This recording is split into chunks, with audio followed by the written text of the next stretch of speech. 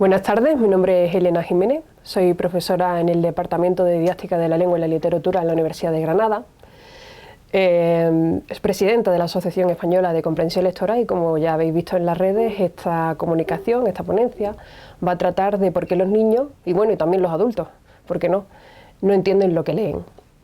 Como hablamos de lectura, debemos dejar claro que no nos referimos a leer textos los que leemos diariamente, mini textos tipo WhatsApp o una receta, o tipo de textos como anuncios o mapas en el metro de Madrid, ¿no? Que también es leer y requiere comprender lo que se lee, por supuesto, pero son las lecturas que menos incidencia provocan. Son las lecturas extendidas en el tiempo, las extensivas que se llaman, las que requieren de nuestra atención mantenida durante un espacio de tiempo prolongado, las que provocan que los alumnos y los adultos no entiendan lo que lean. Justamente nos referimos a textos de lectura de periódicos, de artículos de investigación, de revistas de decoración, por ejemplo, y sobre todo me centro mucho en los libros, en lecturas de libros, de literatura, de libros que no se retroalimenten los alumnos con errores gramaticales y con errores ortográficos continuamente. ¿Por qué con tanto énfasis los libros? Pues porque, como hemos dicho antes, requiere una forma concreta de lectura a la que estamos desacostumbrándonos.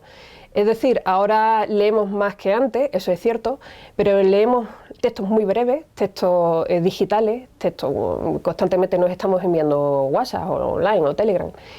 Pero no estamos habituando al cerebro a esas lecturas que los que ya sabemos leer, los que ya tenemos un hábito lector, estamos intercalando unas lecturas con otras, pero los alumnos que ya nacieron en la era digital, pues están ahora entrenándose en ese tipo de lectura.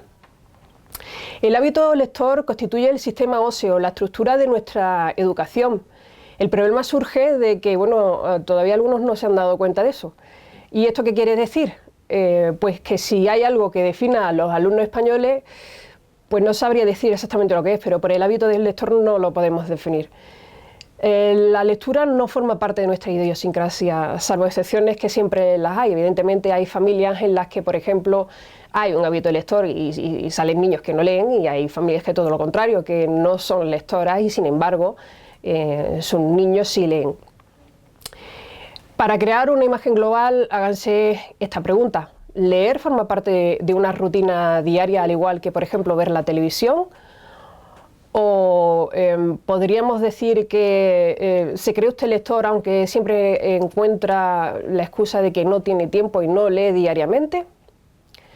Mientras los 4 pilares fundamentales en la educación, que son las 4 patas de una mesa de la lectura, la familia, los docentes, las instituciones, y yo ahí meto también a los medios de comunicación, aunque en Finlandia lo hacen, no sean conscientes de la importancia real de ser lector, nos hallaremos constantemente en el proceso de no perdernos en el camino, o lo que es lo mismo, de intentar entrenar la competencia lectora con actividades específicas y además de forma incorrecta, todo lo que no sea leer, de invertir en actos de fomento de la lectura que al final no surten efecto, o de tratar de evitar el fracaso escolar tan arraigado en nuestro país, con un porcentaje tan alto.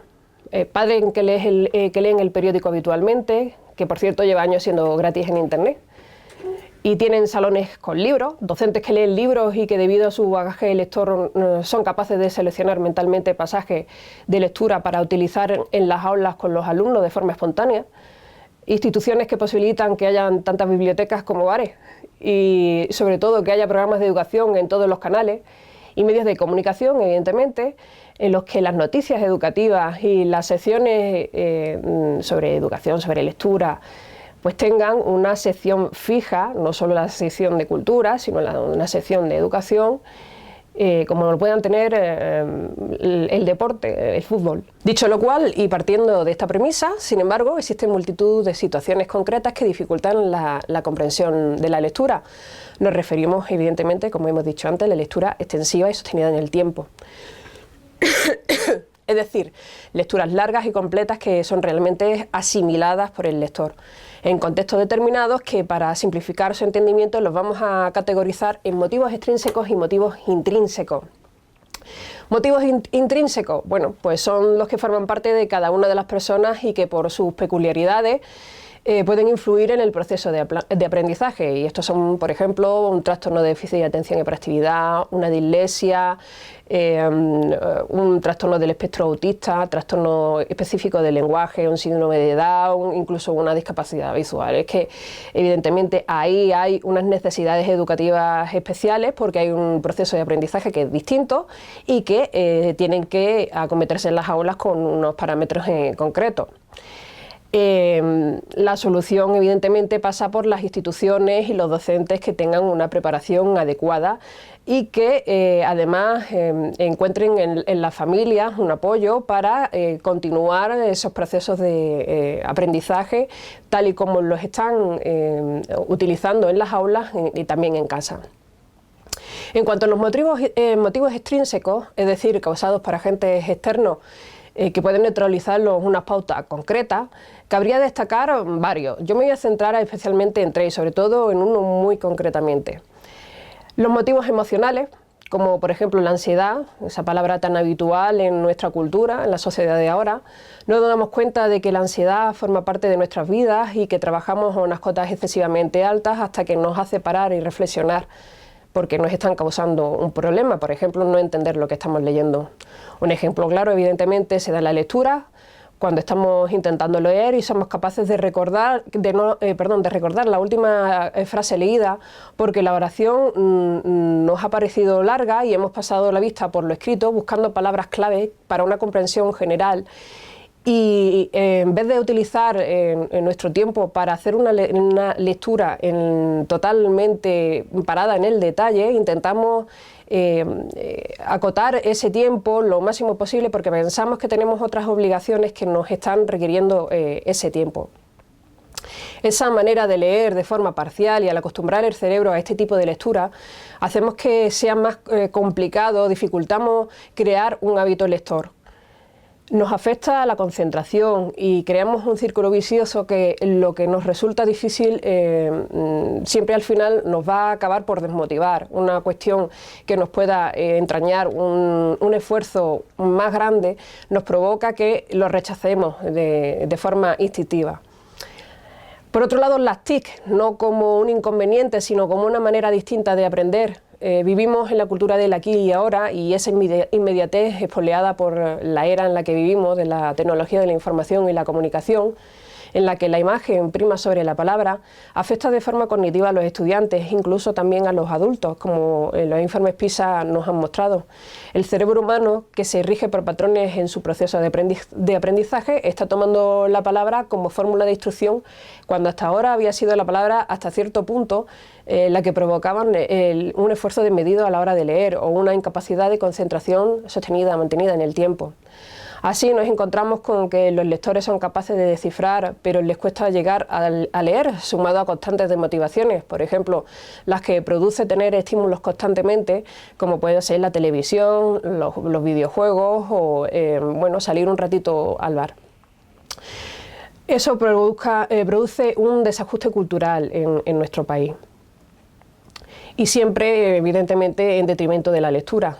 Y un factor fundamental, que es el que más nos está llamando la atención, los que nos estamos centrando en su estudio, es el tiempo. Derivado de los dos anteriores en realidad. De hecho, la falta de hábito lector hunde sus raíces en este factor concreto por varios motivos. Por un lado, no encontramos tiempo para leer todos los días, es la excusa de los que se creen lectores, los conocidos como pseudolectores. Que los encontramos tanto en niños, en adolescentes como en adultos. La necesidad de querernos dentro del grupo de las personas que leen, pero que en realidad no ponemos en práctica ese hábito lector.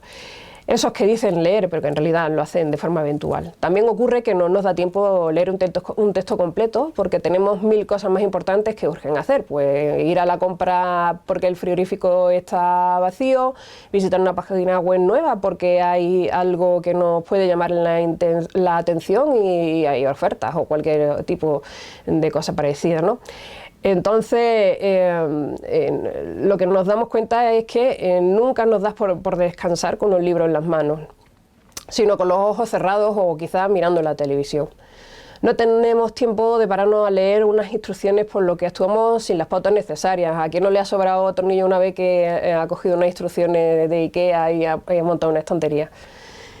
Nos abruman tantas cosas por hacer que creemos importantes que vamos siempre corriendo a todos sitios, lo que ha provocado que en general desarrollemos una tendencia a la dispersión totalmente.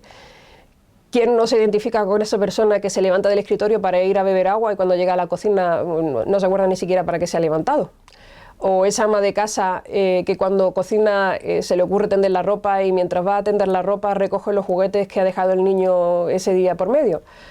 Bueno, esta última cuestión es normal, pues las amas de casa son multitareas, pero el problema surgiría si, bueno, mientras tanto se le ha quemado la comida y los juguetes de niños aparecen en el baúl de las herramientas, por ejemplo.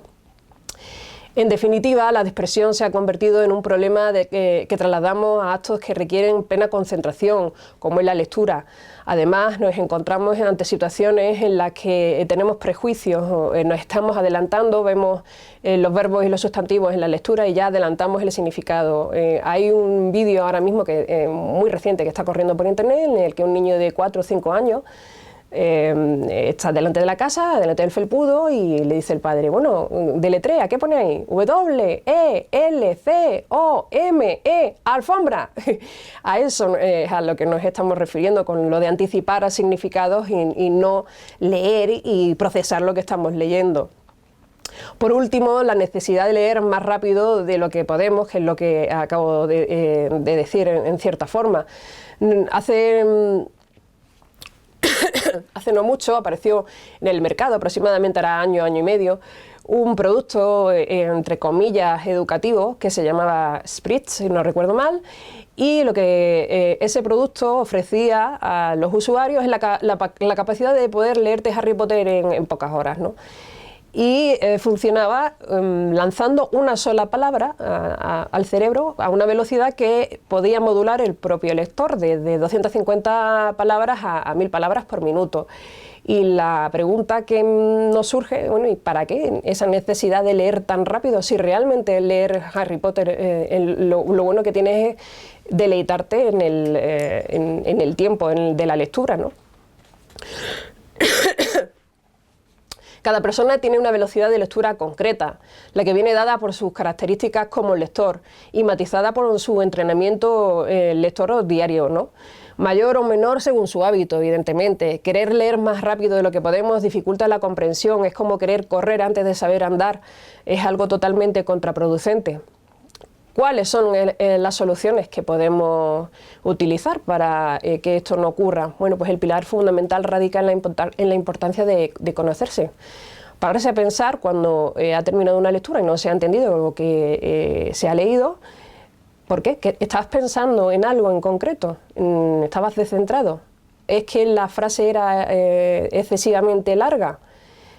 ¿Había alguna palabra de vocabulario que no entendías y no lo has podido sacar por el contexto, y, aunque necesitabas tirar de diccionario? Pues no, la pereza ha hecho que no lo hagas. O por el contrario, esas estructuras, en vez de largas, más bien eran complicadas. Las estructuras te resultan poco atrayentes y no atraen tu atención. Respondiendo a estas preguntas es posible que la misma persona sea capaz de llegar al quid de la cuestión, porque no entiende lo que lee. Y podríamos incluso hablar de una autoevaluación que permitiría que no llegáramos a tener un problema en la comprensión lectora. Una reeducación desde el punto de vista cognitivo puede ser crucial, el entrenarnos utilizando nuestras neuronas para leer textos largos, evidentemente es correcto no retroalimentarnos con falta de ortografía ni errores gramaticales, evidentemente. Es totalmente crucial para que el cerebro responda cuando necesitemos hacer lecturas que requieran toda nuestra atención porque son largas y necesitan de nuestra concentración. Entrenando el cerebro con esas tareas, pues llegará el momento en que, al igual que cuando uno va al gimnasio, se encuentra mejor desde el punto de vista físico, nos encontremos mejor desde el punto de vista mental, mucho más ágiles. Realizando estos ejercicios desde los más sencillos a los más complejos siempre, empezando desde lo mínimos que somos capaces y poquito a poco, de forma paulatina, y eso cada uno se conoce cuáles son los escalones que debe ir subiendo poco a poco. Comenzar siempre con lecturas breves y lúdicas, como pueden ser artículos de opinión en los periódicos, tebeos, cómics. Hay muchas personas que se enseñaron a leer o que sus primeras lecturas fueron los cómics, los tebeos. Lo que nos llame realmente la atención, nosotros somos los que tenemos esa información, intentando evitar siempre, como ya he dicho, textos que puedan ocasionarnos errores a la hora de luego reproducir, porque al fin y al cabo muchas veces lo que hacemos es reproducir la realidad que constantemente nos está bombardeando. Desconectar el cerebro de elementos tecnológicos, y ahí incluyo también la televisión, por lo menos unas 3 horitas por la tarde, que no estamos pendientes ni de móvil, ni de tabletas, ni de teléfonos, ordenadores, ni televisión. Los estímulos electrónicos, bueno, pues apartados de nuestro alcance, pues unas 3 horitas, 4 horitas quizás. Estos son algunos trucos generales para los principales motivos extrínsecos, por lo que no se entiende leer. No se entiende lo que se lee, pero también existe la posibilidad de entrenar la competencia lectora de forma específica, que es lo que muchas veces buscan los profesores. Bueno, mis alumnos no han contestado correctamente a las pruebas PISA porque evidentemente los resultados están ahí, los publicados el año pasado no dejaban en muy buena posición otra vez. Y es muy fácil, si se quiere entrenar la competencia lectora para puntuar de forma positiva en las evaluaciones que se hacen internacionales para los adolescentes PISA y para los niños PIRLS, lo único que hay es que coger las pruebas liberadas que podemos encontrar en la página web del Ministerio de Educación, entender qué tipo de preguntas y qué tipo de textos se utilizan y entrenarse utilizándolos en clase todas las semanas. Me gustaría acabar repitiendo que la clave de la cuestión es más simple que todo eso. Leer es lo importante, leer es como se entrena la competencia lectora, es como nos hace más competentes desde el punto de vista de la lectura.